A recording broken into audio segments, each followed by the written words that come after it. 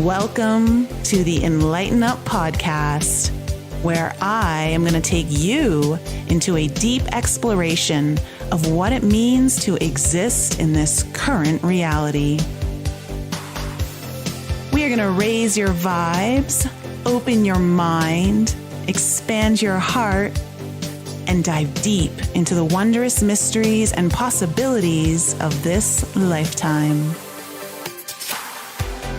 There's been a spiritual catalyst that has set in motion the awakening process of many across the globe to return to the knowingness of self and unite what has been separated. Together, we're going to bring light into that darkness. We're going to remember the joy of living. But most of all, we're going to turn up the volume of our own eternal power and do the thing we're here to do.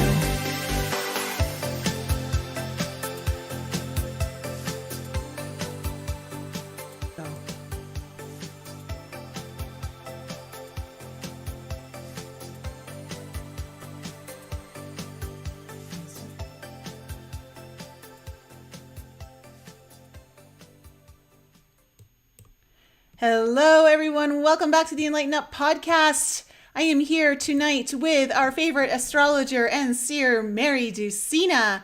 She is going to be giving us all the lowdown on tonight's podcast because we have just experienced what Mary Dusina is calling the exclamation mark lunar eclipses in Taurus. It's been an absolute doozy in my life, particularly. I've been blindsided. I've been revealed secrets that I shouldn't have known, but I'm so glad I known. It has been a wild ride. This one certainly did not disappoint, although I could have done with a little bit less foot on the gas from the lunar eclipse. Mary, how are you doing today?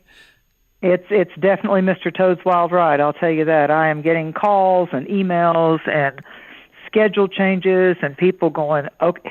I guess the minimal way I can say, Nicole, and hi audience, thank you audience, is that people are saying to me, okay, I'm not a psychic like you are. I'm not an astrologer like you are. It's weird as hell out there. What's going on? It's just like, even I drove by my mechanics yesterday because I was getting some psychic bags and some things, and they're just like, what is it? And I'm like, there's a lunar eclipse. Are you not watching the news or space.com? And they're like, oh my God, is that what it is? And the one's like, oh yeah, I remember that. Oh yeah, I remember my dad taught me about how the whole lunar eclipse thing got started. Here's these three mechanics going on and on about the full moon, these three guys. And I'm like, love it. You know, the word's getting out there. But I said, nothing is predictable, but everything is relevant. So let me do a disclaimer for Nicole knows this, pretty yes, audience, but let me tell you this. I, an hour ago, went into Nicole's and the audience live chat and made some theme notes.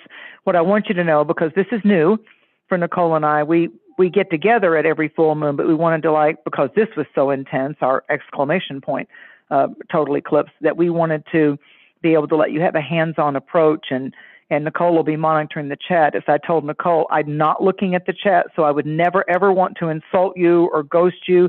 But I'm a person that likes to come in raw, real, in that moment. Like, I'm not reading chat. I don't Google people's names. It's just like, boom, right there. But I did, maybe an hour ago, put in some themes of this Taurus-Scorpio, Saturn, Aquarius energy. So you could have kind of a backdrop of some of what's going on in the celestial language. Beautiful. So first of all, I'll just say, I'm grateful. I'm grateful.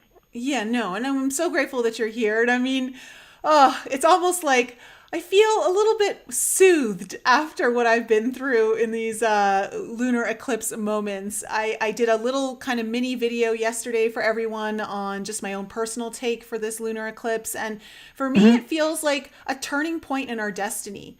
Because there's a really nice closing out energy of the Saturn-Uranus square that we've been feeling for the last 2 years, and it's kind of like that's kind of coming to a close and we're getting ready to tie up that chapter. Thank goodness.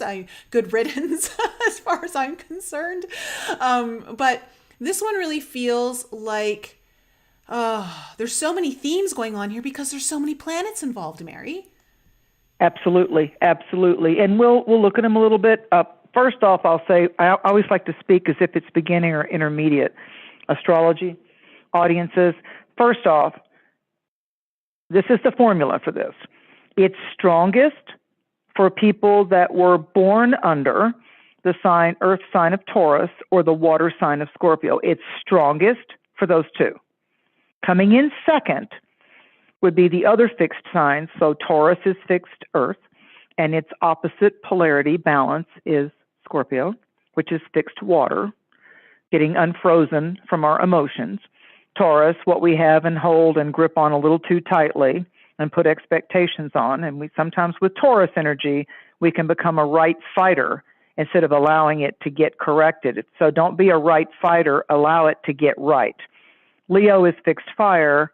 It's the missing one in this T-square. Right now, we've got active stuff going on in Taurus in our charts. We've got active stuff going on, and it's still Scorpio season. And then we have Saturn wrapping up in Aquarius, set to go in spring into Pisces. And so Saturn is the rules.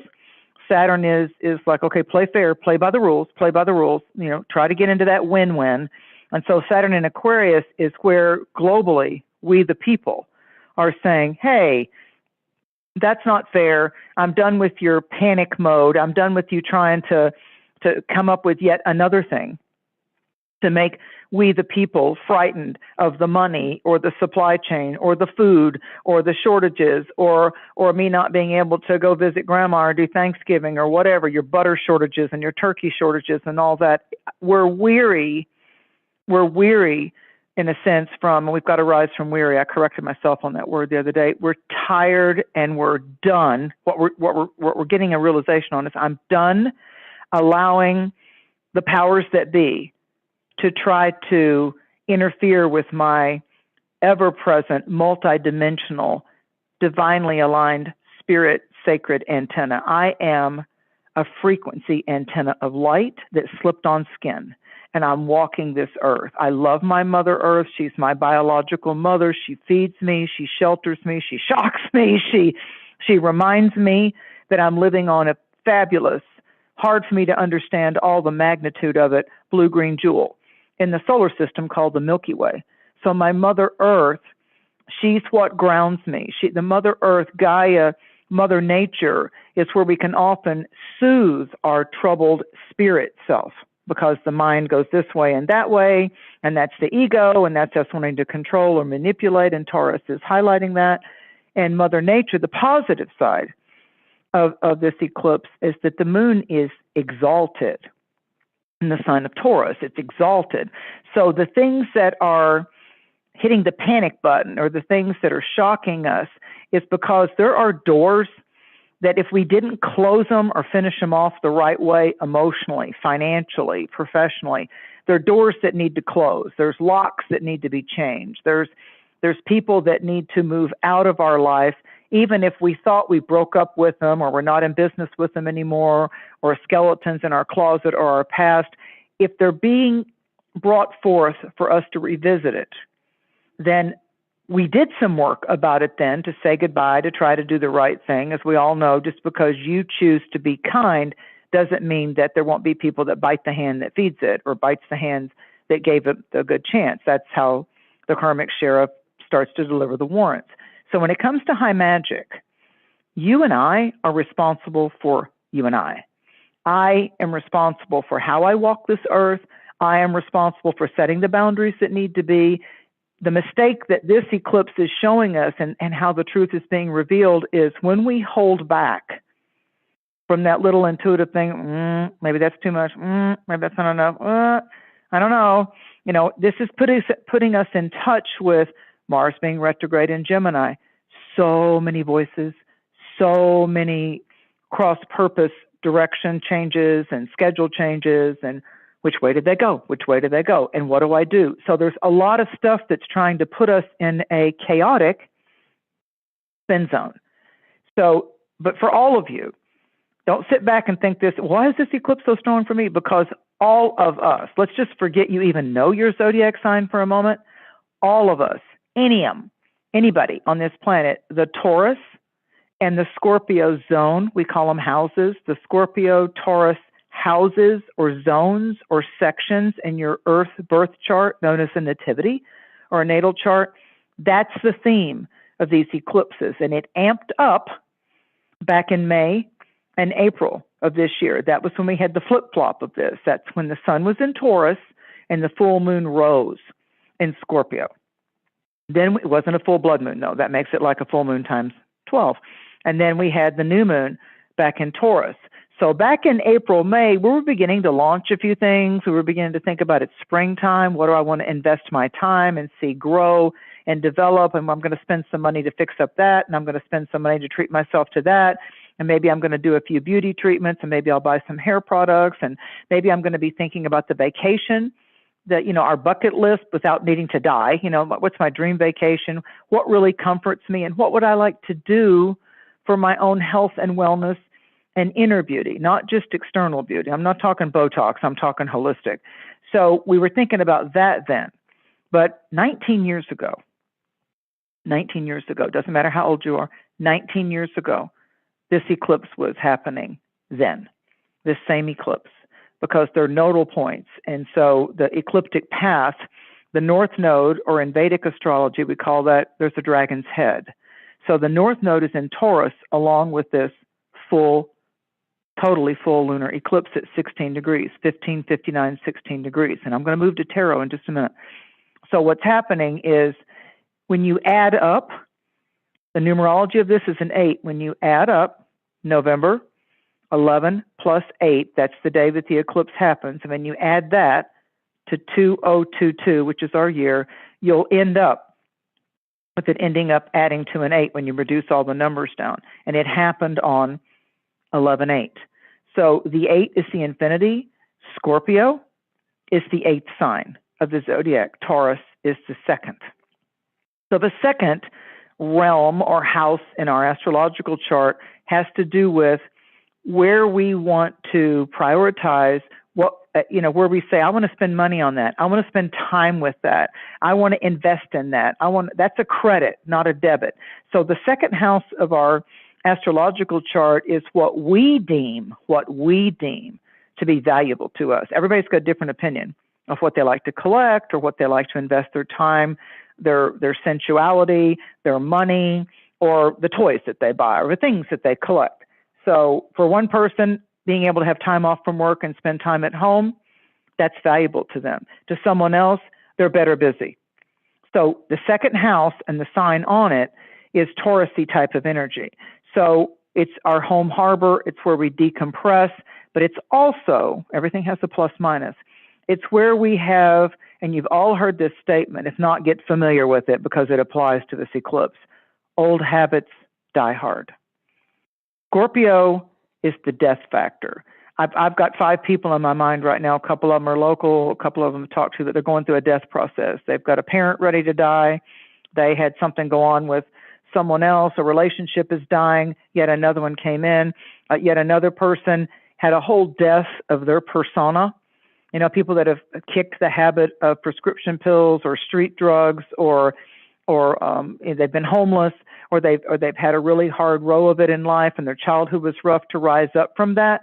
That's a death or shedding of the skin of the old self and going forward. Now, just because someone gets off drugs, just because someone is able to break a life of addiction doesn't mean that lure, that temptation, that hook isn't going to try to get them a different way. So Scorpio is the death process of stop complaining, because whatever you're complaining about, if you complain where you complain, it's where you're going to remain. You get stuck there. Taurus can get stuck. It's Venus ruled, but it can get stuck in our habits. Well, I have to drive like this, or I like this, or I want to put my silverware that way. They get a little OCD with things sometimes, and all the earth signs kind of like things clean and in order. But the Taurus aspect is, no, it has to be my way. I can relax if I get to do things in my home my way. And Scorpio comes in to say, well, just leave the dishes in the sink and let's go look at the moon and make out. So there's a crossroads here that has to do with our intimate vulnerabilities coming forward, because Scorpio is saying, okay, let's say you're dating somebody new. Let's say that you broke up with somebody and now you're in an existing relationship and there's a quagmire that's come up, or there's been a sucker punch of a type of thing. The Scorpio part of it's saying, take it back to yourself. What if it's you? What if you're the one delivering the message? What if you're the one that someone just loves you so much and they're so attracted to you, they're even afraid to let you know because you're so intimidating? That's that Scorpio energy. And they want to let you know how much they care about you. They want to prove it mainly in actions and loyalty. But Scorpio energy is not an easy energy to get close to. I mean, a Scorpio will smoke you where you stand. They just do. I mean, that's just the Scorpio energy. And all of us have Scorpio in our wheel somewhere. And we'll talk about that tonight. But the degree of it. I just want to say that if you're worried about a Scorpio, just start making out with them. You'll disarm them. Sometimes. Sometimes. Maybe more the male Scorpios. I mean, Scorpios. I just realized this, Mary. I just realized this on this lunar eclipse in Taurus, which is greatly opposed a massive Scorpio stellium. Yep. We've got me, the Taurus, and you, the Scorpio, here to deliver this. I just realized that right now. Yeah, and so we're actually the two main points of, the exclamation point is that vertical line with a space and a dot. And exclamation points are like emphasis points or pay attention.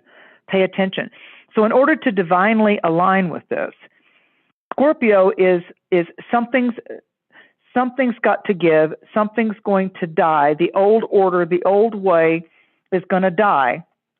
And maybe because we try to predict this really hard to predict, crazy life sometimes, when things start spinning, we're like, what's it all about? What's real? I don't know anymore. Or maybe I'm trying to rise up from grieving or sadness over something that was a sudden sucker punch or a loss of money or a job or a lover or a death of an animal or a person. But Taurus can bring in where we get etched in time. So there's an old sadness. It's like I want to say to people with the Taurus side of it, what are you holding on to?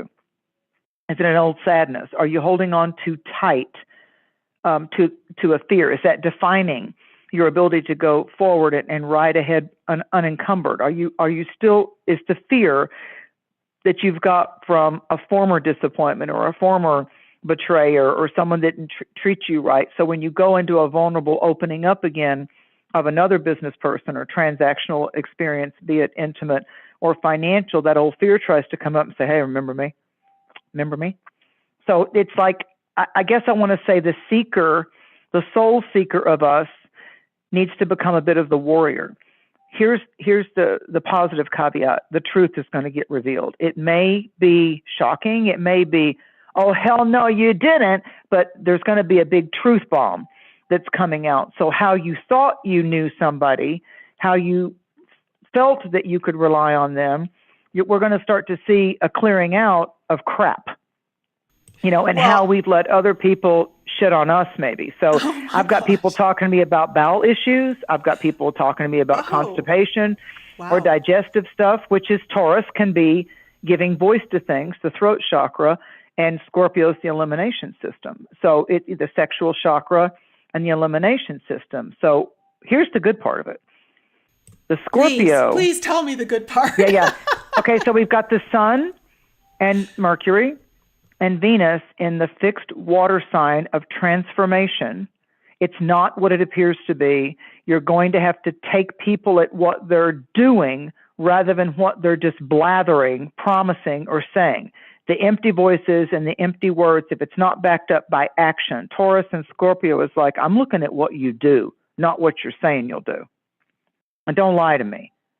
So people that are getting caught now by not following through, it's important for us, again, regardless of our sign, to say, no, like we agreed on this, and you said you'd do this, and so it's time for us to sit down and have a, come to Jesus meeting about this, because I'm not taking any more excuses. We need to come and we need to discuss this. So Mercury is the soul detective when it's transiting through the sign of Scorpio. It's there. The Sun is in Scorpio. Venus is in Scorpio.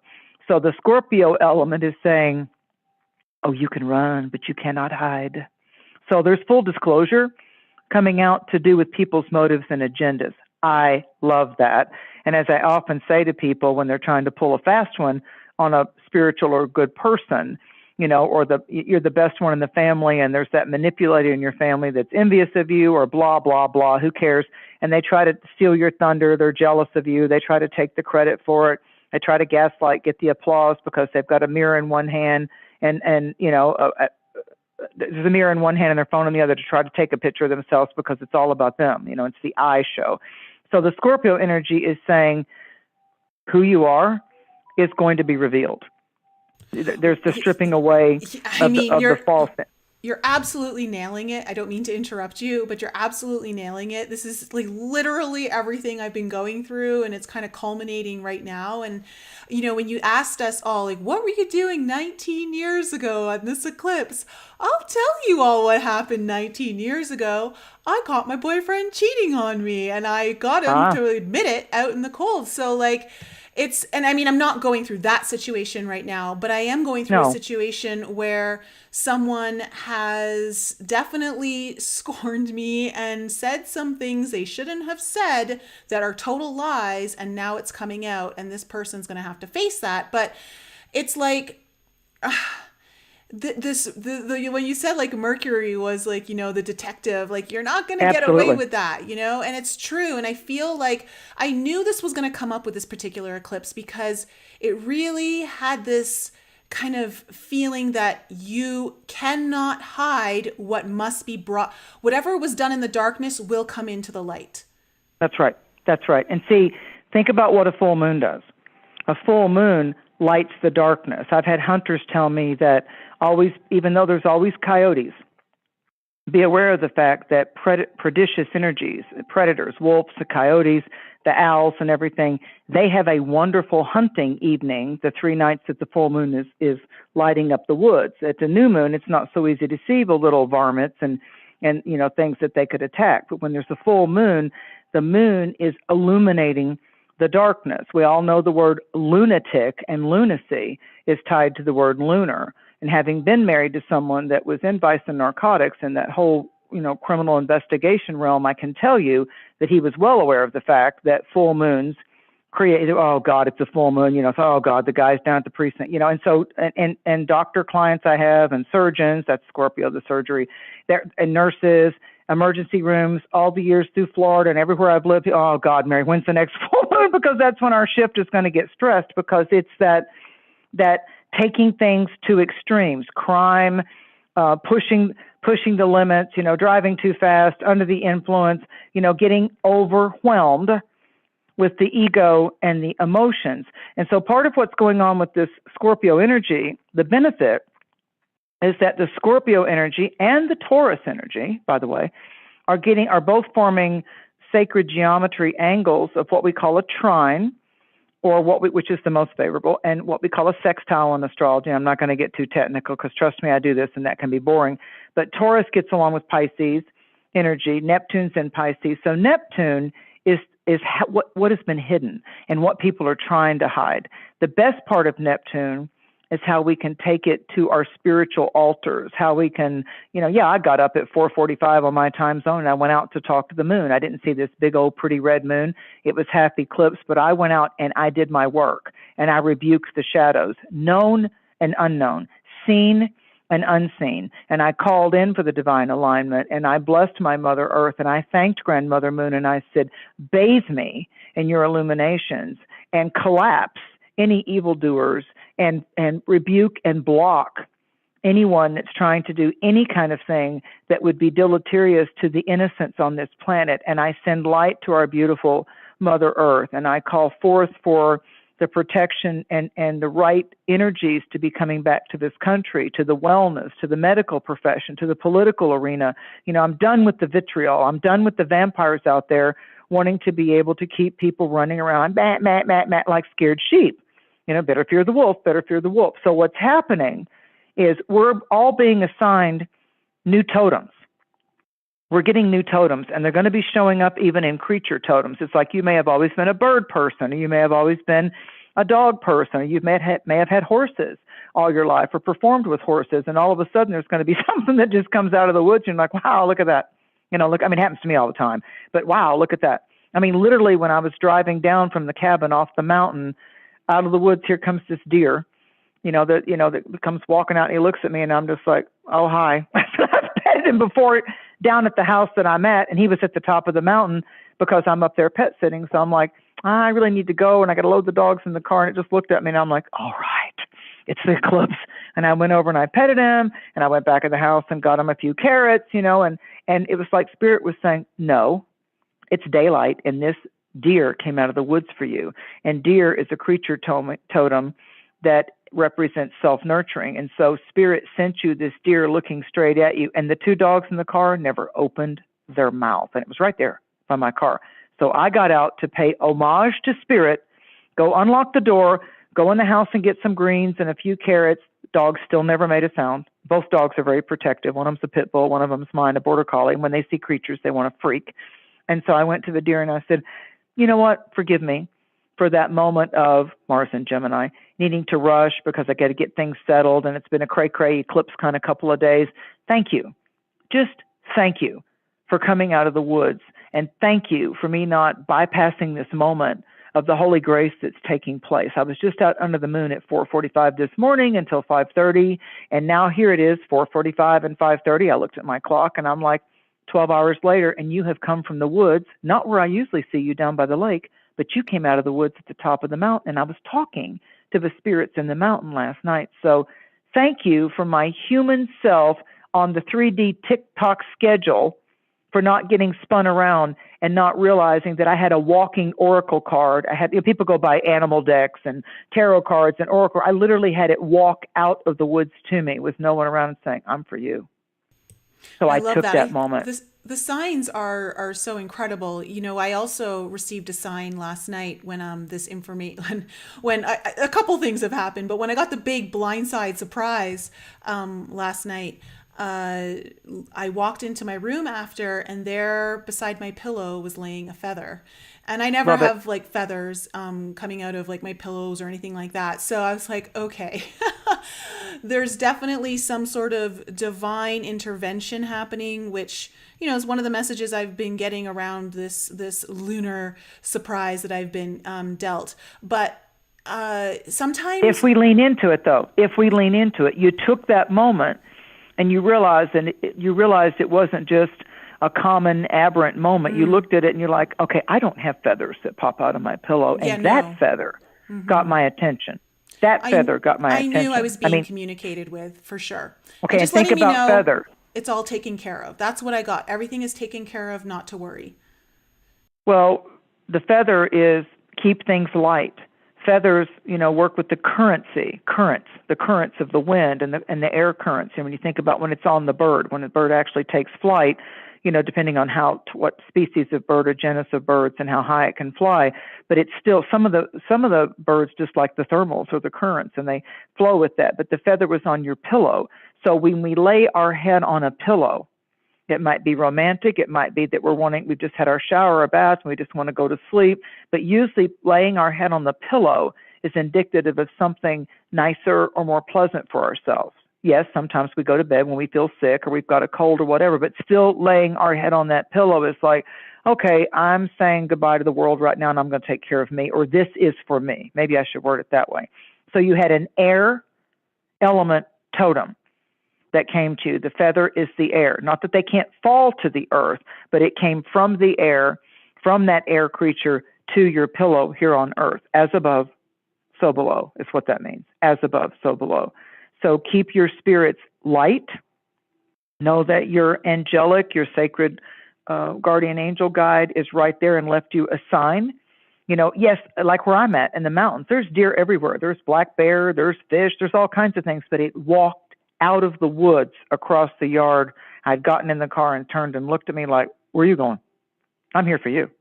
And I'm like, and I said, nope, I have to do it. So we tend to prioritize, I got to be here, I got to do that, I got to get settled, I'm going to do the podcast tonight. But when Spirit says, I don't give a damn what you've got on your schedule, I came here to show you this. This is exactly the divine alignment that you need in this moment. And if you take 3 minutes and really be here now, this is your alignment, sweetheart. This is that moment. Are you going to take it? Do you have eyes that will see it? Do you have ears that will hear it? Will you take the pregnant pause and say, I just got answered 12 hours later from what I was declaring to my grandmother moon last night, early this morning. So part of what's going on is that Mars is retrograde in Gemini. So we've got this Mars-Neptune thing. So really what I want to say is we're really not being, to your words that you use, we're really not being blindsided. We're getting our eyes opened up. The unexpected right now can keep us from going deeper into a confused, chaotic path. And so it's like saying to us, don't put your hand out, when something's trying to come at you to be a revelation or a transformation or some truth that you need to know about your own crap, and where you're projecting your crap onto other people, or where you're assuming that, well, because I feel this and everything's that. Again, this is the collective. This is about Taurus saying, no, 19 years ago in November of 2003, and also right now, this is a graduation. You're graduating in consciousness. You're graduating from what the epic challenges were, maybe some losses. Maybe you got married then, you're not married to them now. Maybe you lived there then, you don't live there now. Who left your life? Look at the death of things. What job did you quit? What were you doing then? What fears did you have? What did you overcome from 2003 that's no longer the big top of your priority list now? And watch for the themes of how they kind of maybe different details, different faces, different people, same pattern. And how have you evolved and become more empowered from that betrayal, that loss, that death, that part of you that just ripped you up and you went into a financial spin down, or it was that year in September I lost my beloved Taurus brother, back to our Taurus-Scorpio thing. It was 2003. It was the biggest death experience I ever went through. I don't cry. I'm not upset because I quit where I was working. I stopped everything in my life and said, I'm with you. I'm taking the ride with you. I won't leave your side. Oh, my animals. What about my animals, Mary? And I'm like, I'll take your animals. Take it off your plate. Take it off your plate. I got you. So I always feel warm and good knowing that I was right by my brother John's side through it all. Like, didn't call hospice, nothing. When he got the terminal diagnosis, that's when I dug in. And so did my mom and my dad. But it was like, and he just looked at me and he's just like, we've always been so close. I hate to leave you. I hate to be 42 years old and I'm going to leave you. I thought we'd get to grow old together. And I'm like, you're going to slip your skin, but we're still side by side. But I'm not going to tell you that someone, that animal or that person physically that dies, you are metamorphically changed forever. You never are back in that cocoon. They may be in spirit with you, which is, you just have to learn how to communicate differently. You can't pick up the phone, or maybe you're not going to lunch with them in the physical world, but they're still with you. They don't have what you and I still have. They don't have the limits, or they don't have the encumbrance of a body that needs to be fed. It needs to rest. It winds down. It has to be recharged. They don't feel cold. They never hunger, like the Gaelic and the Celtic thing says, may you never thirst, may you never hunger, and all your days are light, because they don't have to be entombed in a physical temple, in a physical body. Their spirit is set free. So we here have to develop ourselves in prayer, in ceremony, in meditation. We can be driving a car, we can be hiking in the woods, we can be sitting at the beach, we can be looking at the sunset or the full moon and say, I feel you, thank you. You never left me, thank you. I miss you, I love you, and I want to send you light. We can still do that. And then they can come back and give us a wonderful message in our dreams, or in a shamanic meditation, or sometimes when you feel like you're going through a crisis crossroad, that parent, that sibling, that loved one, that animal, they're there. And all of a sudden you wake up and you go, yeah, that wasn't a dream. We went there. We met up. We had a meetup. Because it's not just a lucid dream. You literally go have a soul-to-soul, I call it spirit tea. You literally go have a soul-to-soul encounter, and I come back to my plane, and they go back to their realm. But you get that absolute knowing that although you miss them, they're there. Yeah. So Scorpio, make no mistake about it, Scorpio is about what needs to die, will. What needs to be uncovered is. And where there might have been a potential betrayal, the karmic sheriff and the pharaoh and your angel guides are all lining up going, yeah, we got her, we got him, we got you protected, don't worry about that. But you're going to have to see some shit. You're going to have to deal with your own crap. You're going to have to stop dishing it out. If you think you're getting away with it, it's like the karmic sheriff is here and he knows everybody's address. And so if we've been good people, we're about to have some really magnificent manifestations of prosperity and intimacy and love, because if we can honor the other party enough to set the boundary and say, yeah, you didn't do me right. Bye-bye, Felicia. Or someone comes to us and they risk their vulnerability saying, I'm confused. I don't know what I'm doing. I know I care about you. I don't want to hurt you. And then we can turn around and say, whoa, let's sit down. You matter. You matter. This matters to me. That's the key. One of the things that's really kind of been coming up in my awareness through this lunar eclipse, just in the last few days and obviously in the last few hours, with everything kind of transpiring, is that, we look at the Taurus, which talks a lot about our own values, right? Our own self-worth and everything like that. And with Uranus there, right by the moon, it's just... And the North Node. And the North Node. There's something here that's drastically shifting for the evolution of the future that you are conjuring up for yourself, that you've been working towards, that in order for you to move in that direction, certain values have to be honored that have been maybe perhaps being started to put in place, but maybe not having to be tested just yet. And I feel like some of those values are being tested in a way, not because it's just to see if you pass or not, but more of to build your own character and strength and conviction in those values, solidifying them even more so that you're stronger going into your future with the values that actually honor what it is you're trying to build. Well, it's shifting sands. Think about the Sahara and how they can have things called a haboom. It's like those big sandstorms that come, and people in Egypt and over there, they have, or some parts of the Sahara in Africa, they have to run in the house because the big haboobi, the big dust storms, like we think about hurricanes and horrible fires and all, but it's like it can get the animals and everything. It's like this huge dust storm. I had a lady that lived in Ethiopia that when I was working at a health food store that came in and told me, I said, what is that called? I'm just a Tennessee girl. What is that called? And so she explained it to me. She goes, like you have different things on your side of the world. Our big fear is when that comes, because you can literally be suffocated by the wind-driven sandstorm. I'm like, oh, yeah, that would hurt your eyes, your throat. She goes, oh, yeah, you have to get your animals in and everything. So what this is it's realizing the shell has to be cracked. The little snake or the little bird that's born in an egg, it'll die if it doesn't get out of that membrane, if it doesn't pick its way or find its way out of the shell. Same thing with the snake. Once it's born, when it gets the old skin, when it's growing longer, then all of a sudden it turns transparent white. And to the First Nations people, when I've done a lot of medicine wheel stuff, you finding a snake skin, even though you don't find the snake, you saw the phantom self. You saw the old self. You literally will see with the snake skin, and many people carry that in their medicine bag. I've had them in my medicine bag when I go out to ceremony that I found naturally. And what happens is they absolutely disintegrate. They just dry up and go away. You only get to keep them for a while. It's like a ghost skin, so it's interesting. So we're realizing our fears.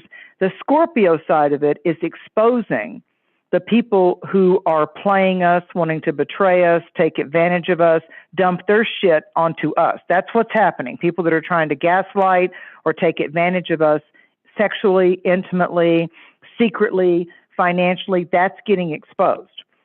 There's all kinds of degrees and levels. You know what I'm referring to here, Nicole. It's like there's all kinds of, on a scale of 1 to 10 type of a thing. So we're being, but understand this.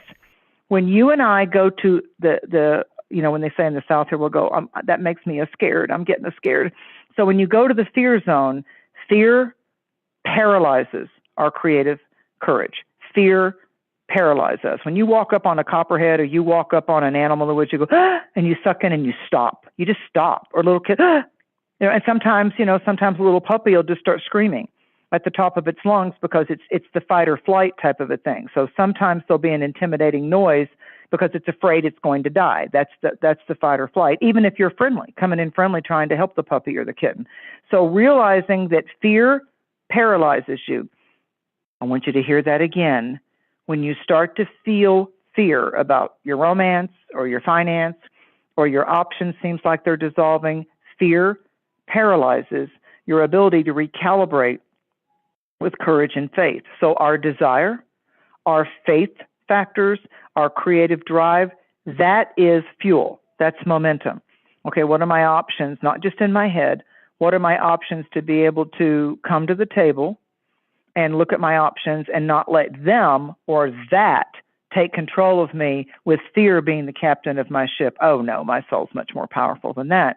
So on the other side of these challenges that are coming up to us right now is growth. We come out of challenging, chaotic times with growth. There might be doors that are locking or locks being changed, but it's just the death of the prior status in order to welcome in the new, brighter startup. So the old ways are dying off, but the transition, Scorpio, of that former past life issue, partner, whatever, is morphing into a more concise resolution. Here's the key: if you can let it go. If you can let go of just your version of how it shoulda, coulda, woulda been, then you can start to see that you're aligning. And if you can let go of needing to be right or needing to control the whole damn thing and allow spirit and call spirit into the situation. I mean, I'm doing it instantly now. I'm just calling spirit into a situation, whether it's minor or major now, and I'm having the most fascinating time finally watching how spirit goes, I got you, watch this. And I'm just like, ooh, that's fun. That gives me high. That gives me a natural high. So there's strong undercurrents that are going on right now. Now let's talk about the tarot for a minute. So Taurus, when you study, there's people that study oracle, and there's people that just look at traditional tarot, and then there's a blend of both. So let me for a moment talk about traditional tarot. So in the traditional tarot, the Taurus energy card is called the Hierophant.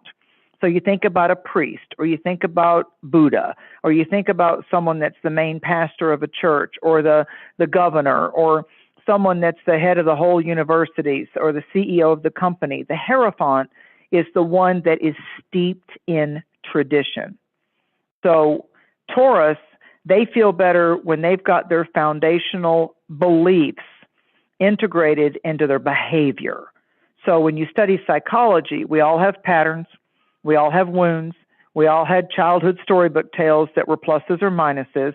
And in psychology, you learn to work with, and in meditation and prayer, you learn to take the pluses from the parental column or the pluses of your childhood experience and start learning how to disintegrate, learn from it, disintegrate, and understand the minuses of people, places, and things that came up to haunt you, scare you, abuse you, et cetera, et cetera. And you're not the only one going through that. Everybody did. So the Hierophant is where we can rely on that belief system works for me. I love Buddhism. I love Zoroastrianism. I like that part of the Catholic Church. I like the Native American ceremony. I find that I can relieve my stress through horseback riding or hiking in the woods or riding a motorcycle or cleaning the house, whatever it is, cooking a good meal and giving it to my friends. We decompress and we monitor what's stressing us out in various ways. So the Hierophant is like, where's your go-to? For some people, it's the Bible. For other people, it's nature. What's your go-to when everything seems to be throwing you into collapsing chaos for you to get yourself centered again? You know, for me, I just simply say, Almighty, I am imbue. I mean, I absolutely surrender to the divine, invisible, if you will, frequencies and say, breathe me, take this, breathe me. At this point, I don't have an answer. At this point, I'm finding myself being, feeling like I'm being fragmented and I don't like this and I don't feel like I've got the answer. So I'm going to put it on the altar. I'm going to let it go. I haven't got this. I'm not having a knowing about this. So I'm going to surrender this. So when I surrender to a higher power and I also call in and do an invocation to call in the divine alignment forces, I'm letting it go. See, I didn't have to hold on too tightly for Mary to have to control it. I let it go. And in my last 10 years, in my metaphysical 35 years of this lifetime, I've learned the quicker I let it go, the faster, even more powerful, successful resolutions come through. So Taurus is the Hierophant. Yeah, so the Hierophant is if the priest was the one that gave you comfort, if the nun, if the Buddha, if the Native American circle, if your altar, if your grandma, whatever it was that gave you comfort, if your dog or whatever it was that I always go to nature and animals always decompress me, whatever that is, whatever I'm working for charity, whatever that is, That's the baseline of I go here, my hot chocolate, my bowl of ice cream, whatever. It can be food comforts. That comes up with Taurus a lot, the foodie thing. So instead of abusing yourself, you surrender and you reward yourself. But you've got to find right now what this eclipse is saying is, how well are your belief systems still valuable to you? And do you talk to them? Do you get so busy in the 3D world that you're not even going back to your core beliefs? Are you doing the Reiki? Are you understanding the colors? Yeah. Do you look at your numbers? Do you look at your signs? Did you go take a hike? What are you doing? Are you still hypnotized by the black screen? You can't let your phone down. You got a pacifier with you all the time. You're caught up in the technical AI world. Put it down and go back to your mother. Go back to your mother nature. I also see the Hierophant too as a really big commitment. Like, what are you committed to? And that's your belief. That's what you honor. And so I feel like, especially because we're kind of coming now at the closing out that Saturn-Uranus square, is like, what are you committed to for your future now? Like, what are you ready to let go of, and what are you now committed to so that you... And can you let it go? Yes, Can you let it go? Mm-hmm. Release the grip. Release the grip. And here's the other cards. So Scorpio's the death card. Scorpio's the death card. Scorpio is the queen and king of death. Scorpio's just like, I'm not doing that anymore that way. I tried it. It didn't work. 3 strikes and you're out. I'm not doing it anymore. I don't care. Scorpio's the sign that will say, I don't care if someone likes me or not. I don't care if their opinion disagrees with me. As long as I walk with integrity and as long as I show up and I do what I say and I say what I mean, I don't need their approval and I don't need society to kiss my ass. I don't need to do it, because Scorpios start figuring out, and some Aquarians right now, that it's such a bigger picture. It's between me and spirit. All these people that I meet in this lifetime, I didn't come through the embryo with them. I may be meeting my tribal brothers and sisters, but I came in and took this ride between me and spirit. So the Scorpio higher octave is, to thine own self be true. Stop making excuses for other people. When your heart is saying, no, no, no, and you're going, well, okay, well, they did that favor for me before, so I need to kiss their ass. Stop it. Just stop it. If it feels like a no, it is a no. We all will compromise. We will all do things to kind of counterbalance relationships and all that. But if you feel like it's a no, the people that make up an excuse because I really don't want to go to the party, just say, I'm not going to come to the party. Thank you for inviting me. I think it's wonderful. My life is kind of wonky right now and cray-cray, so I'm not going to do it. Okay, so this eclipse, knocking at the door at 15 to 59 degrees, let's round that off to 16 degrees. In the tarot, the 16th card is called, they shortened it, but when you study tarot history, the short form name of that card is called the Tower. Go look that up on your internets and on your phones and in your tarot deck. Go look up the Tower card. What it really means is the lightning struck Tower of God, or enlightenment strikes are happening right now.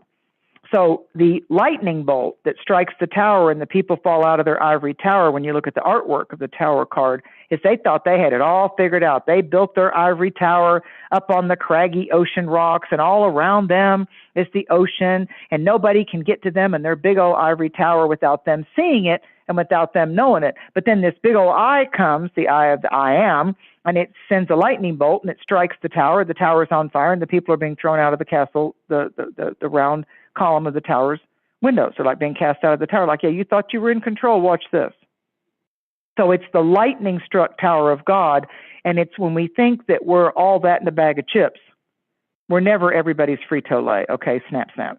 So the Tower card is saying we need sometimes an upset or a revelation if someone's trying to hide from us, or someone's not being fair to us, or something's not really for our optimal soul, financial, intimate evolvement, and somebody's trying to steer us along or lead us along, and they're going to just lead us out to slaughter instead of a pasture of plenty, then sometimes, hello, you called for your guides to protect you. You call for your angels to protect you. So when the apple cart gets turned upside down, did you ever stop to think that maybe that's your guides going, no, they're not going to get away with this. We got to stop this. We got to disrupt this. We need to take the pause.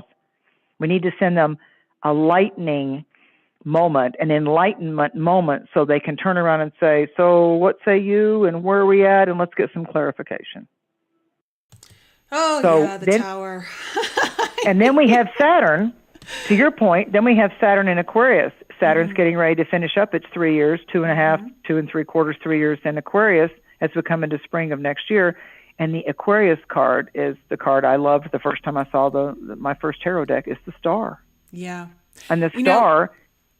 Sorry, I want to really quickly say is what I think is so beautiful about that is that I feel like that in itself, there is a sense of hope. Even if someone is going through some crazy upheaval or whatever, there's always hope. There's always hope. And there seems to be like a light that's coming through, bigger than even just the illumination. But yeah, there's a light cracking through from all of this. And we're talking right now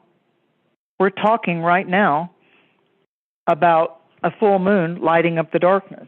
And they called it a blood total eclipse of the moon. And so for some people, they saw the red, and other people saw, like when I saw it at 4:45 in the morning this morning, it was like already half with the moon gone, like black. When it's like I saw my perfect yin yang up there. And I'm like, oh, isn't that special? That's a balance of polarities between the yin and the yang, the masculine and the feminine. That's lovely. I'm glad that you showed me that. The sky was completely clear. And so then I went into my values, my core, my anchor, my beliefs, and I started doing my intentions and my clearing of myself. You always go to your core beliefs and clear yourself. You clear yourself spiritually. You get rid of your own toxicity. You let the parts of you that are not serving your higher good die. That's the resurrection right now, Scorpio. What about you? Do you need to shed? Where are you still encased in a fear egg or a vulnerability egg, or you don't really like yourself, and this personality that you put out there to the world is a mask, and that what you're really, we act this one way in a relationship or this one way at the job because we feel like we need to like make sure everybody likes us before we really start to let our real moods come through. And then we wonder why they're like, who is that anyway? Who have I been dating anyway? And I've worked with you for 10 years. What the hell is that? You're going through a hard time, just be yourself.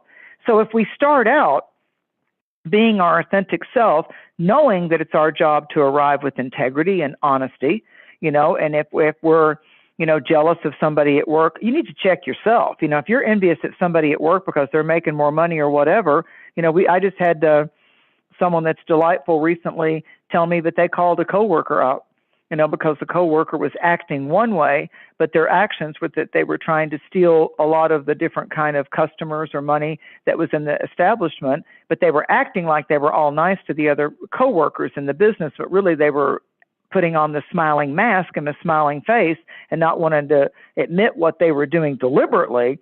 And one of the coworkers said, yeah, check yourself because this is what's going on. I can care about you, but I can tell you where you're toxic too. That's a real tribal sister. That's a real tribal brother. So when people keep, again, I'm going to say what I started out the show with, where you complain is where you'll remain. It's where you're stuck. It's where you can't move forward because it's all about you. Wah, wah, wah, whine, whine, whine. How come this always happens to me? Have you looked in the mirror? Are you repeating a toxic behavior? Is your go-to getting drunk? Is your go-to the prescription? Is your go-to to go, get into a relationship and screw behind their back with somebody? Or do you sit down and you have integrity going, listen, I had a little blip on my screen and I really need to let you in on a part of me, and this is how I am, and I've been a little frustrated, or I've been a little too strong, or I know I come in hot, so I want you to be able to talk to me about anything or ask me something if you need to, but don't come at me telling me what to do. Yeah, that's not going to work. No. Don't come at me to gaslight me. Don't come at me to blame me for some shit that you're doing, because those of us that have gotten into evolvement and done our psychological work and regularly shower off our shadow are going to call you out or disappear from your life. That's another Scorpio thing. Bye, guillotine. No, totally. Yeah. Yeah, you don't get me. So a couple of themes. We don't always have to try to be right or to prove our point that we're right, or that we need to try to control everything about how we drive and where we go and how much time we take. In the end of things, it's so unimportant. Look at the bigger things in your life right now. The Taurus and the Scorpio themes are about what matters the most to you now. What matters the most? Not all this other crap that you're complaining about or bitching about or renting space in your head for free. How can you rise up? The moon and the star. There's the other tarot card, the moon. The moon card. It's our dreams, and it's our psychic antennas being tweaked and strengthened, and we're having our programming guide is being downloaded. You have to come up on your satellite saying, it should only take like 5 minutes, you hyper-S humans. It's going to take 5 minutes, but you can hit cancel if you want to. It's like, I don't want that programming guide. And then if we don't let the programming guide happen, what happens? No information available. No information available. I've been saying to people that know me lately, when with this Scorpio, the thing I came up with, because I have 5 planets in Scorpio, is I just look at them and I go, I got 2 words for you: access denied. Yeah. Oh my gosh. I Or remember as my girlfriend says, you're not invited. Yeah, no, yeah. But access denied. It's like that's a real kind of like when I was in my teens and my dad was working at NASA. There were places you could go on the beach and everything, and then there was a big sign that said 2 words: access denied, or no public access. But with NASA and with like these big, private governmental things, and you look at all like the Matrix and these different movies, it'll just, when they go to put their eye print in, or their access denied, and it means business. It's just like, take it further and watch what happens to you. There's the drone, there's the laser, there's what's going to happen to you because access is denied. You don't have the codes, you don't have the energy, you don't have the proper alignment to be able to come into this next level of security or this next level of privacy. So the win-win is when you meditate, when you sit on your front porch petting your hound dog, when you ride on a motorcycle, when you take a little, day trip, when you go have your favorite food at your restaurant. Here's the positive thing. Any of y'all that are working in bakeries, or you do cake decorating, or you want to take a culinary class, Taurus is perfect for that. I mean, you'll grasp so many skills to do with cooking and baking and decorating and preparing for whatever holiday or Thanksgiving meals that you want to. I mean, this is a great time to really master a recipe, because Taurus is all about the sweeter things of life, the pleasure zones. That's Taurus, is the pleasure zones. People always put the sexual thing on Scorpio, and Scorpio's like, don't touch me unless I want you to. Stop it. Taurus is more into the sexual pleasure than Scorpio is. Scorpio's into what's the real upper levels of this. Scorpios are more the psychic sleuths and the psychological experts, in a sense that they want to help other people get unstuck and get unlocked. And I love what I do. I mean, people will tell me there's secret little things, and I'm like, for God's sakes, unlock the door. So we're being given keys right now. We're being given keys that maybe we've been all bound up, or we've carried the crap or the packed suitcase for 45 years, or ever since our childhood, whatever age it is, it doesn't matter. Even though we change sexual partners, we still come up with the same push-pull dynamic. We try to please them, they reject us, or we're always the one doing the giving, we're always the one doing the spending, we're always the one that's being the comedian, and they end up being the one that's like more and more and more and more and more. Well, you know what? Are you sick of that yet? That needs to die. That needs to die. You don't need to be a people pleaser anymore. You don't need to be an emotional empath, because you're emotionally and psychologically constipated after a while. That's just what happens. Oh my gosh. Well, why don't we get into the signs? Sure. The personal signs, and let everyone know kind of how this kind of lunar eclipse is lining up for them. And please do start with Taurus. Oh, I will. Listen to her. Perks of being the hostess, that's for sure. Perks of being the host.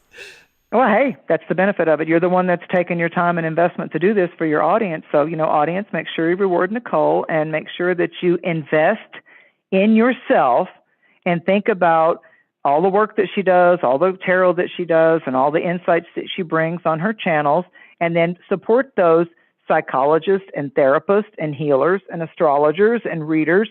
Spend money with them, because that's what helps put butter on their bread and feed their animals and buy their clothes and let them show up for you, paying for their internet. So, yeah, I'll call your ass out. Spend some money with the people that come to you that you're listening to for free. Spend some money and invest in them, so even more of the messages get out there. Or sit where you are and stay stuck. Doesn't matter to me. It's up to you. You got to make the choice. So if you're a Taurus, it's the main light is on you. And if you're a Taurus, this is about you're emerging. So there may be what seems to be some emotional or intimate or financial emergencies or sudden hitting the brakes going, what? Got to come to a screeching stop. But it's ultimately not an emergency. It's an emerging vision. It's an emerging way that you're going to be able to see something, to be able to take it to a deeper, richer level of understanding. So that could happen at work. It could be a conference. It could be a tribal meeting. It could be that, someone speaks their piece, like they hold the therapy pillow or they've got the peace pipe, and so it's their turn to talk in the counseling circle. You let them have their piece. You let them speak what they want to speak, and then you politely, say, wow, that's really vulnerable and that's really raw. Thank you for telling me that. Thank you for risking telling me that. And I'm gonna tell you, the first thing that comes back from my intuition or my heart is this. So if you're a Taurus, since it's happening in your sign, and the moon is exalted in the sign of Taurus, but then we have those lightning bolts coming in with Uranus and the North Node. This is some karma. You're at a graduation point. This is where you got shocked and derailed or kicked to the curb in the past, over the past 19 years. Now you're going to be able to have more of a mature conversation, a more mature ability to level up in the negotiation financially and the negotiation intimately, to be able to say, no matter where this goes, I really like that you pulled up a chair at my table and you cared enough to sit down, and let's have some verbal dinner. Let's have an emotional banquet with each other, and let me say what I feel and let me say how I react to that. And you say what you feel and how you want to dish it out. And then both of us are going to need to process that, and give me a couple of days. I'll be in my head a lot, but I'll end up in my heart. And then I'll be able to come back with what works for me. And you'll be able to come back with what works for you. I guess the main thing I would say to Taurus is, when someone gets done sharing with you their hesitation, financially or personally, and say to them, do you know yet what you'd like the goal to be? Do you want to discuss this, take a space, and then come back to the table again? Or do you want to discuss this and just go away and you're not sure? Just be yourself, man. Just be yourself, because the only way we're going to make it is if you really let your hair down and be yourself. And where the chips fall, they fall. But you're always going to have my respect, and you're always going to have my sweet spot within me, because you bared your soul and you didn't play games with me. This is not a good karmic time for people that play games or think that they're going to abuse someone in stealth mode psychologically, or have a disease and not tell somebody that, and they just want to go screw somebody else or be with somebody else. I mean, there's going to be some big hammers that drop on people that knew better and went ahead and did evil anyway. You're going to see some big guillotines and hammers drop on these people. And I'm at a point in my life when I go, doesn't surprise me that happened to them. Doesn't surprise me at all. They knew better, and they kept pushing it. And, they didn't think there would be any repercussions, and they didn't think there was such a thing as karma or God or whatever it is. And they didn't want to stop, and they didn't want to be forgiven, and they didn't care who they were hurting. So, the infinity symbol, the karmic boomerang, brought it right back to them, because obviously the only way they were going to learn it was through pain. So we bring this stuff on ourselves. If we keep feeling it's a no, and we know that it's wrong, and we keep doing it, if we keep showing up with wrong behaviors, especially Taurus and Scorpio right now, if we keep doing it wrong and we know it's wrong, it ain't going to get right. It ain't going to get right, because you're going to have to really see how far you can take the wrong, because you've chosen the wrong way as your teacher. So life will show up for you and give you what you keep paying homage to and giving attention to. So for Taurus right now, you're cutting a new path, and this eclipse is a bridge. And the bridge of 3D timeline goes into April of next year, but a bunch of clues and a bunch of good juju and mojo is going to be happening in January of 2023. October is stirring up the shifting sands, and October is showing us what might have to shift, go away, where we move, where we stay, where we reconstruct, where we secure the foundation of our beliefs and our core. We got to secure the foundation of who we are and what we know that we deserve. Because the opposite of that, especially for Taurus and Scorpio, it's 7th house for Scorpio, is, okay, you think this is worth this? Look back on how much you're fighting. Look back on how much you're frustrated. Look back on how much you're complaining. Look back on how much it's controlling your life, being at that job you don't want, that house you don't want to live in, around those people that hurt you again and again and again by your own words. And I look at them and I go, are you tired yet? At what cost? At what price? The ultimate price of stress and anxiety is your health, your wellness. Your first wealth is your wellness. Your first wealth is your health. A healthy relationship, a healthy job dynamic, a healthy lover, a healthy friendship, a safe and reliable comrade on this life walk. So that's what Taurus and Scorpio are creating right now. But you have to be able to thine own self be true. It's especially a big spotlight for Taurus and Scorpio, especially going into January. Big upgrades, big levels, more prosperity. It's not going to be bad until January. It's just getting stronger. That you get, oh, that's why that happened. Boy, I looked at that at the time and I thought that was da-da-da. And instead it's like, thank you, God. Thank you, grace. Thank you for the glory. Yeah. So it's like there's compelling things that have to be revealed. There's mysteries being uncovered. The treasure box is being opened up for you to see. Here's the temptations and the lures that could lead you on a sidebar. And here's the path that you need to walk on the divine ground. Here's where you need to go. Walk smartly and carry on smartly. So Taurus, it's a direct hit. So Taurus, there's this angel standing in front of you saying, what do you want? It's not just a person. What do you want to do now with your life? What do you want? We'll fill in the blanks. We'll bring the people. We'll bring what it is. We'll manifest all that. But what do you want, instead of just distracting yourself with the money or the sex or the food or the job? What do you really want to do? Where do you want to take things? And what would you like to prioritize now? Yeah. So if you're a Gemini, this is a little tricky. If you're a Gemini, number one, it's your 12th house. So this is embryonic. This is everything going on behind the scenes. I don't know of any Gemini that I've ever had as a friend, client, or relative that doesn't overschedule and overcrowd their day. They're always going. I call them the whirling dervishes, and they can handle it. I mean, I'm not saying that Virgos and Geminis don't do pretty good with staying busy, but it eventually skitzes them out, and they start like they're walking around like little lightning bolts are coming off of their head. So Mars is in Gemini. Gemini is everything to do with how we travel, how we get our message across, where we go, and how we make sense of things. So Mars is retrograde in Gemini right now. So you have to look past words. We might stumble over our words. Now is an incredibly powerful time to choose your words so that they become encouraging words, empowering words, words that lift people up. Do not fall into the pit of sarcasm or saying hurtful things. I was just kidding. That it's not a time to do that, because words can be knives right now.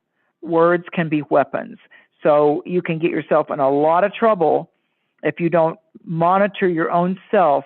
It's how you say what you say, when you say what you say, and the value of sometimes just casting a look instead of saying anything at all. At all. So Geminis right now have a big spotlight of this full moon lighting up their strategies, their coping mechanisms. There may be some anxiety and stress that is built up with you, Geminis, to where you literally now have to change your diet, walk more, rest more, get off the technical stuff, the social media stuff. And it may be that Geminis are wanting in some way to not only take care of their own health and wellness, because it's getting to them. Those little medical things that are happening to you aren't punishment. It's the force saying, notice how you're not being able to go as fast as you once did, or this is slowing you down, or whatever. Can it maybe be a sign that you need to turn around and take care of your own self? Maybe you need to nurture you. Maybe you need to do some physical therapy. Maybe you need to eat a little differently and stop going 12 hours without eating anything, and then you grab junk food. So Gemini need to do a little check with themselves, both Gemini and Sagittarius, on their overarching wellness protocols. Like, what are you doing that maybe you used to be able to eat crystal hamburgers all the time, or eat milkshakes, or fast food, or dry boxes of potato chips, and maybe your body is saying, I need you to level up. I need you to level up a little bit and look into some supplements and look into maybe intermittent fasting, or cut back on something that's your go-to happy, like maybe there's too much booze, or maybe there's too much, drugs. Maybe you're doing ayahuasca too much. Maybe you're doing DMT or LSD too much. Back it off, because it's becoming an escape instead of a navigational teacher. So Geminis, they escape in conversation. Geminis like to have an audience. They like to have conversations. That's one of their decompress modes. So be a little picky about who you're sitting down with your audience. Like, don't try to be everything to everybody if you're a Gemini or a Sagittarius. Instead, seek those personalities and those people out that are inspiring for you. Be inspiring to other people, yes, and forget the sarcasm and the complaining. Where you complain, you'll remain. And instead, see how you can be a guiding light or an inspirational teacher or a helpmeet. But it's okay, Gemini and Sagittarius, it's okay if you break bread with and you prioritize driving your car, spending your time and your money to get around people that aren't draining you, that aren't draining your vital life forces, because it's vampirical if you get around the people that are always trying to suck off of your life force. What about me? And what about me? And what about this? And I want to complain about everything. And you're leaving going, oh my God, I feel like crawling to my car because I allowed them to drain me. Well, that's on you. That's on you. If you're a Cancer, it's your 11th house. If you're a Capricorn, it's your 5th house. So this is a sweet spot for these two signs. Cancer and Capricorn are opposites. They balance each other. Cancer is known as the matriarch, the nurturer, or the mother figure, and like the moon. So it's grandmother moon, mother earth, Taurus, grandmother moon, Cancer. And Capricorn is more the patriarchal, the father figure. So for Cancer right now, it's in the 11th house. And the 11th house is where we get our way. It's where we can actually navigate through waters that aren't troubled. So if you're born as Cancer, the crab, this is a great time for you to really go deeper with that friend and really have some really life-changing, one of those hallmark moments in your life where you go, I am so glad that we took this trip together, or I'm so glad that we hung out more, or I'm so glad that you're in my life. It's like it's solid emotionally for Cancerians right now. Now, of course, all those other things you have in your chart, yes, can be an impact factor. We're talking about rising signs and sun signs right now. But if you're a Cancer, if it's got a Gemini moon and a Pisces rising sign, yeah, it's a little more of a tsunami emotionally. But it's always emotional with Cancer.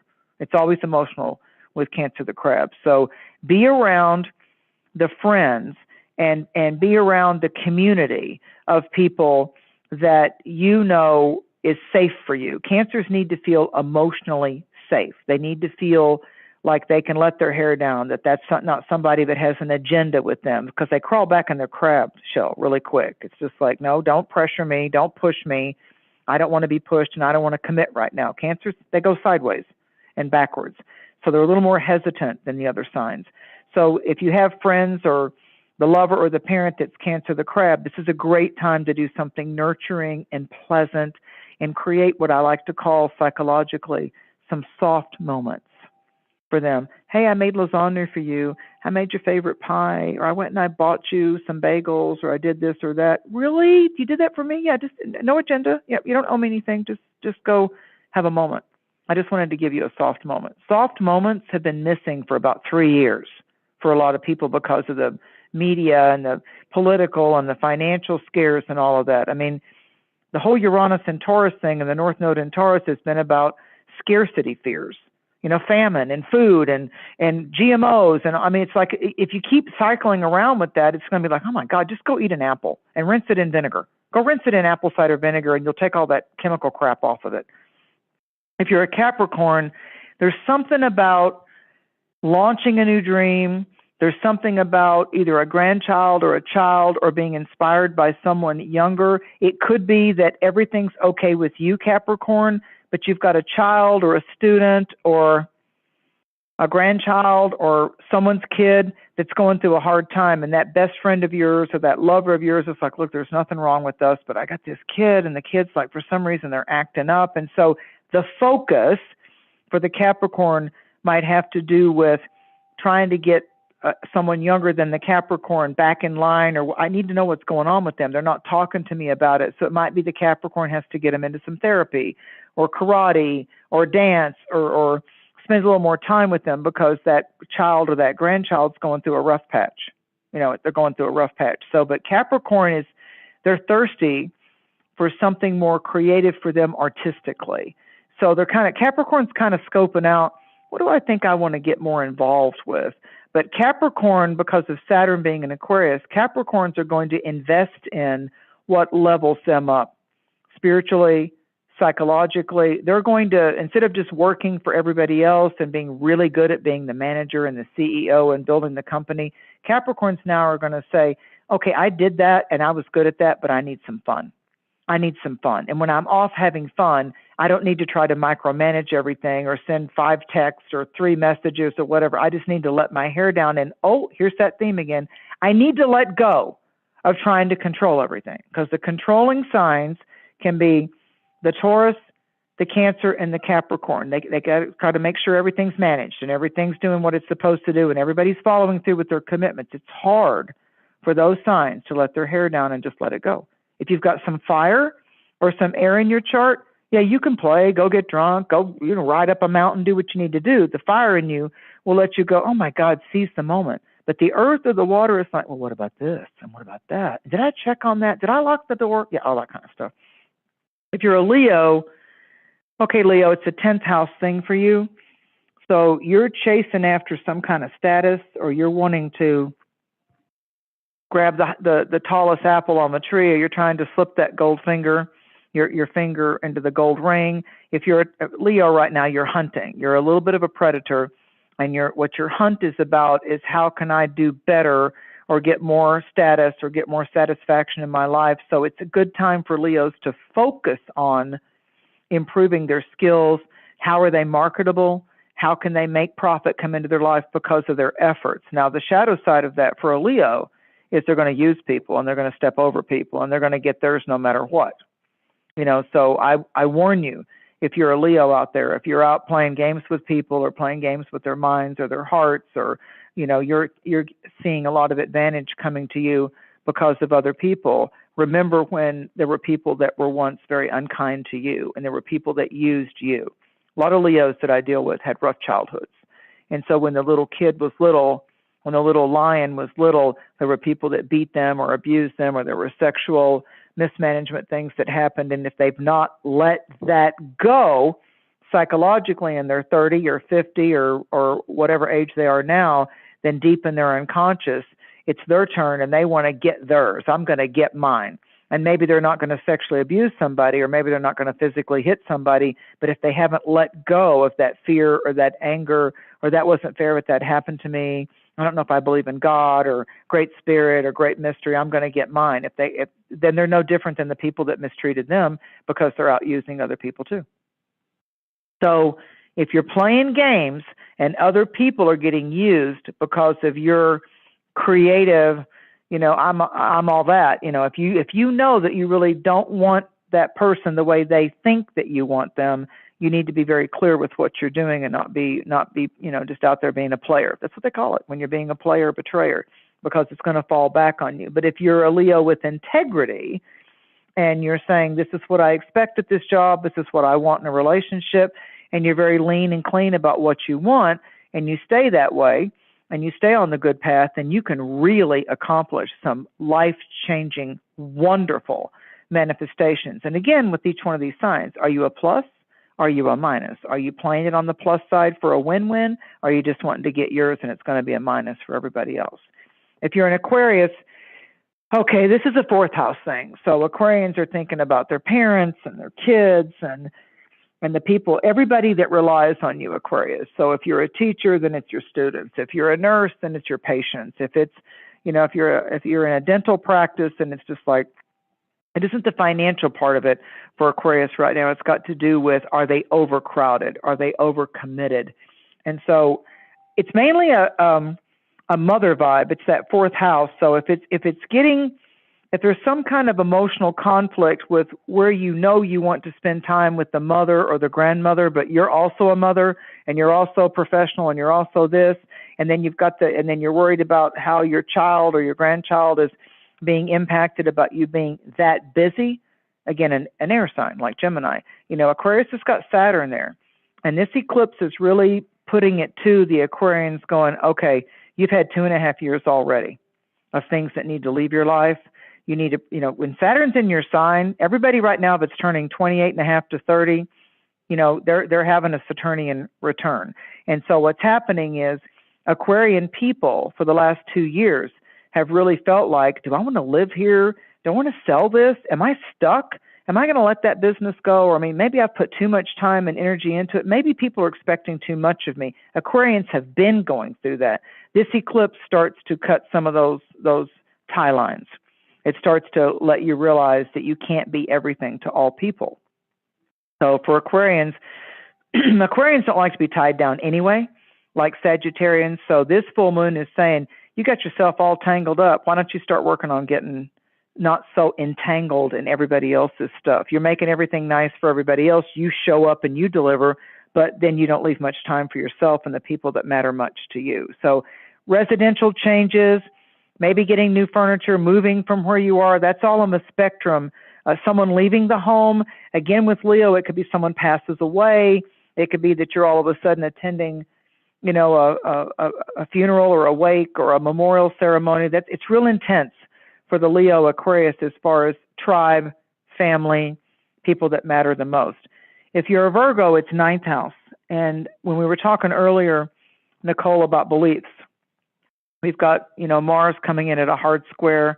In Gemini, we've got Neptune opposing in Pisces. So Virgos right now are having their entire psychological, spiritual personality. They're like going through a whole, first there's a freeze frame, and then there's like, wow, I'm really coming into my own now. So I see there's a whole cathartic, metamorphic transition going on with Virgo people, male and female. It's got to do with, I really need to sit down with myself and have the conversation with myself of what's working for me spiritually and what's working for me as a philosophy and what's working for me is something that really makes me enjoy this life and appreciate this life instead of just the drudgery of all the routines and obligations and wanting to run away. Like Virgos work real hard, then they want to run away. They work real hard and they want to run away. So they need to kind of balance out the extremes of that. And the ninth house can be travel. It can be a foreign interest. It can be really getting a magnificent grasp on their spirituality because they tend to look at fixing things and puzzles of life. But now what's going to happen? They're not usually real familiar with the supernatural, and the supernatural is going, yo, it's your turn and I'm going to come visit you. So we're like, So you can run, but you cannot hide, Virgo, because your higher guides and your spiritual self is going to begin having communion with you. If you're a Pisces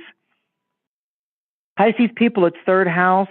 There's some hard conversations that need to be had. The first conversation that needs to be had is the one that you see when you look at yourself in the mirror.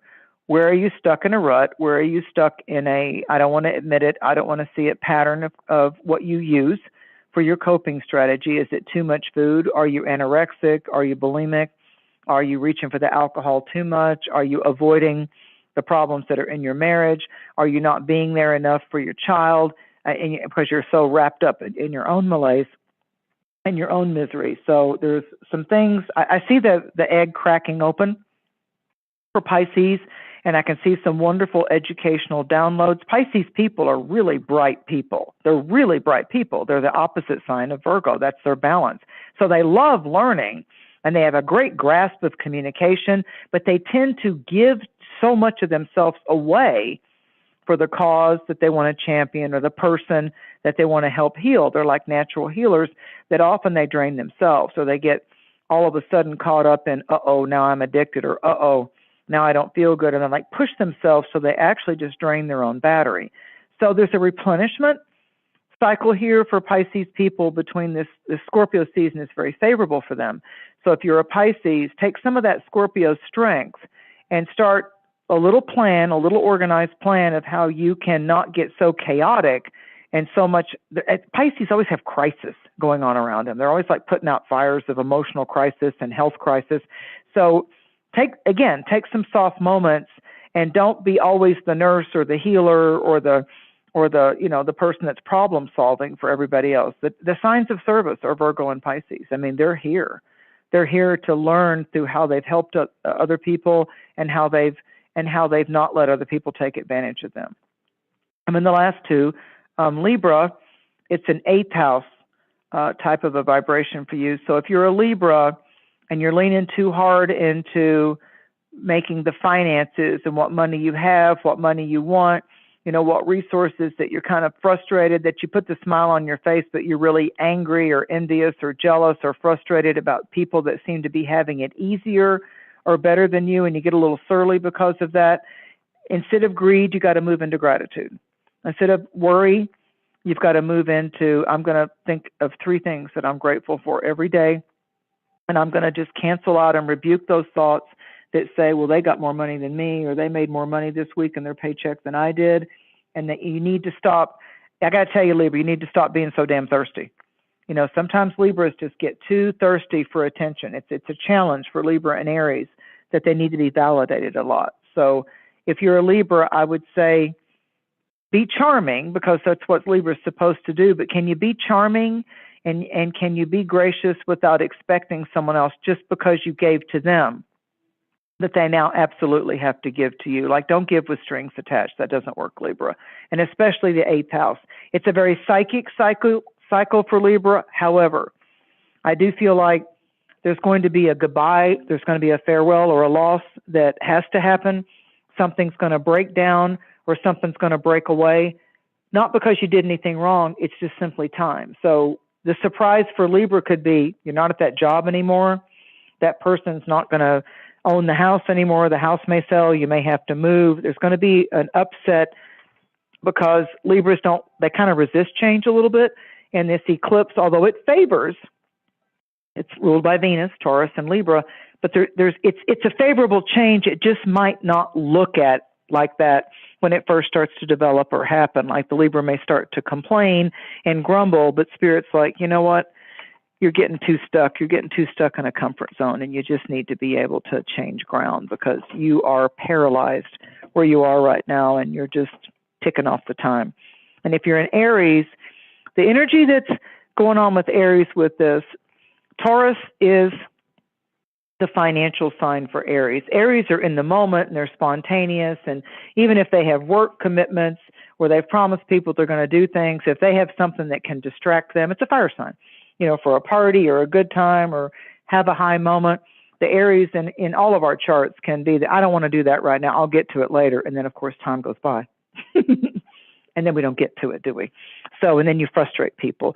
So Aries, the spontaneity right now, although Aries can pull that off well, this is an eclipse, and it's Taurus saying, when you find yourself short of money, when you find yourself coming up short for the things that you are obligated to take care of with people, place, or thing, look at maybe where you dropped the ball and you didn't follow through on your promises or your word or your commitments. And instead of getting angry, because Mars rules Aries, and Aries tend to get hot quick and then calm down later and, have to make apologies or disappear for a while, this eclipse is saying the whole financial picture is going to reveal itself to you in ways that you can improve in an overarching way, so you don't keep having high highs financial, like the money starts coming in and then it goes out again because they get caught up in their patterns. So again, I'm saying to all the signs, what are you holding on to as an attitude or the way you deal with your money or the way you deal with your intimate affairs that needs to have some type of divine alignment or some kind of recalibration to where you could, don't get so stuck in your own ways of how you micromanage or don't your love affairs or your money affairs. Maybe it's time to have some fresh approaches because the old's just not working anymore. You're not 17 anymore. You're 40 or you're 50 or you're 30. And the stuff that worked at 17 was for that decade or for that time. And obviously you've matured since then, and you're at a different level of what you want to achieve psychologically and emotionally with a job, with a career, with a relationship, with your parents, with your children. So with age doesn't always come maturity. With age doesn't always come, a type of wisdom. We have to constantly work on our pluses and our minuses So the people around us that depend on us and care about us can benefit because we gave a damn enough to deal with our own crap. And that's what keeps us from emotional constipation or psychological diarrhea. And I'm using those terms deliberately because Scorpio does rule. Yeah.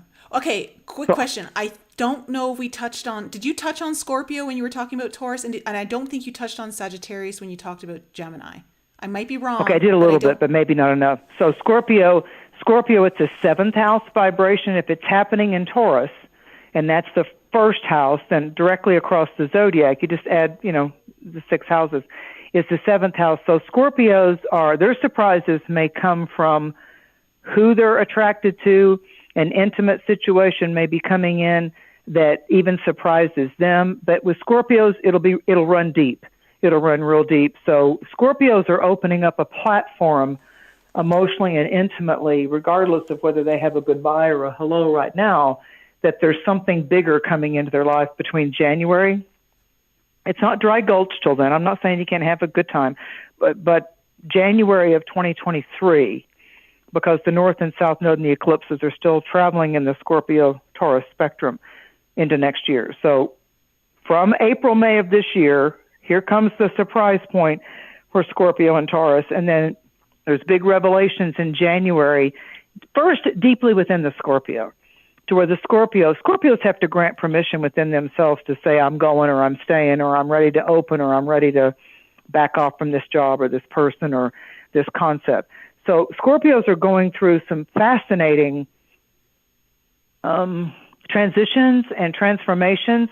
I think that Scorpio is going to be very pleased with how they come out with more power and more personal understanding. It ultimately makes them even more magnetic. But you have to, if you're a magnet and you're working on being charming and magnetic, be aware of what you're drawing to you. You have to take responsibility for that. So I like what I see for Scorpio with the Neptune in Pisces and Saturn's going into Pisces early next year. I really think it's going to be a banner year for Scorpio as they close out this autumn and go toward the spring of 2023. It's like nice karma, nice stuff coming up. With Sagittarius, when we were talking about Gemini, that it was 12th house for Gemini, and it's the psychological frustration or the psychological scatteredness that Gemini has to watch out for. With Sagittarius, it's the 6th house. So Sagittarians, if they're having full moon frustrations, it's probably on the job with coworkers, or the actual, if they're still pleased doing that work, like maybe they still like their job, but all of a sudden they get some time off. And they didn't really want to have time off, because they like, Sagittarians love to play and love to escape. But it also, for Sagittarius, is the 6th house. And so with Sagittarius, they may be working through some actual mental puzzles, frustrations. It may be the people around them in family or in their personal life. They're the ones that are going through a really odd kind of skitsy time. Like it may be the people around them that are a bit cray-cray. And the Sagittarius is just trying to get some sense of logic and normalcy with that mate or with that family problem. Sagittarians are often the black sheep of the family anyway. I mean, I've yet to do a chart that if somebody's got strong Sagittarius in their chart, that they weren't the odd one, the rejected one, the black sheep of the family, that the Sagittarius actually did more for the parents of the family than any of the other people in the family, but they got the least attention. And so that's Pisces on the 4th house, Nicole. That's how that happens. Yeah, so okay. Pisces in our chart is where we will go through some type of sacrifice. Yeah. And so Sagittarius have Pisces on the 4th house, and that means you'll sacrifice most for the family and maybe not get the applause or the spotlight for it. So if you're a Sagittarius right now, I guess if I would short form it, I would say, please pay attention to your own health signals. Like if you're coughing a lot, or if you're finding that you've got your schedule so full that you're forgetting some of the important things. Did you feed the chickens? Did you feed the dog? Did you spend time with the dog? Disengage some with other people's schizo conversations and take time for yourself. Take time for yourself to be able to decompress. Don't be spun around by other people's confusion, because the Sagittarius wants to jump in there and fix it and help it. And if it doesn't have logic to it, the Sagittarius scratches their head going, what in the world is going on with them? And that creates the health anxiety for the Sagittarius. That creates the digestive upset. It creates the headaches. It creates that they're just drained and or dizzy. A lot of times Sagittarius will get the vertigo because other people are spinning them around too much. Oh, okay. Okay. Well, that was a good rundown for everyone. Do you want to just close out really quickly? From a world perspective, what do you see this lunar eclipse meaning for the world? I feel like we the people, Saturn in Aquarius, that we the people are now taking back our power. And the way we take back our power isn't to hate that king or queen or governor or elitist or person that has more money than they know what to do with, so we don't focus on those people that are trying to push us down like little ants or sheep and tell us what to do. I really feel the deeper message of this Taurus-Scorpio North Node, South Node is that we have the responsibility to raise our vibrations one with the Almighty I Am, one with the divine canopy. So what are we doing? What are we doing to move past fear and the hold that the darkness or the negativity is trying to get a hold of our beautiful soul stars and keep us in fear so we don't go ahead and upgrade into the magnificent multidimensional light beings that we are? We're connected to so many frequencies and so many universal storehouses of abundance and good, and not just limited to these physical bodies, but what are each of us doing to go into that bank, to get credit into that reserve? What are we doing to say, yes, I want to investigate my spiritual empowerment. I want to investigate the best of me psychologically. So we're going to be finding what, and it might be church for some people. It might be, a community of a certain different belief that they haven't got, but it's going to be coming together as a tribe. It's going to be, where two or more are gathered in my name, there am I in the midst of them. So it's going to be pulling that supernatural energy and force field in. Who really wants to live their life in the best part of them, like the best version of yourself. Taurus is the foundation to really care enough about this life, to build your legacy now, to be the best, better version of yourself, and Scorpio's the energy to apply it. Yeah. And I want to say to the audience that I truly, from my own perspective of what I'm observing through social media and just around the world, conversations with people in general, I just see so much of the human consciousness evolving and raising up. Yep. Like it's happening.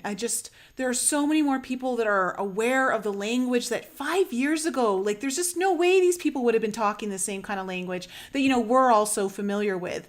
And now it's just become part of the vernacular. So I know it's happening. And it's happening because each and every one of us is doing our part. So keep doing your part and know that illumination is coming in. We're going into that golden cycle. We've come out of the darkness. It's still going to be a while, but we're heading in the right direction. So keep your spirits high. Mary, let everyone know where they can find you and if they'd like to book a service with you, where they can do all that.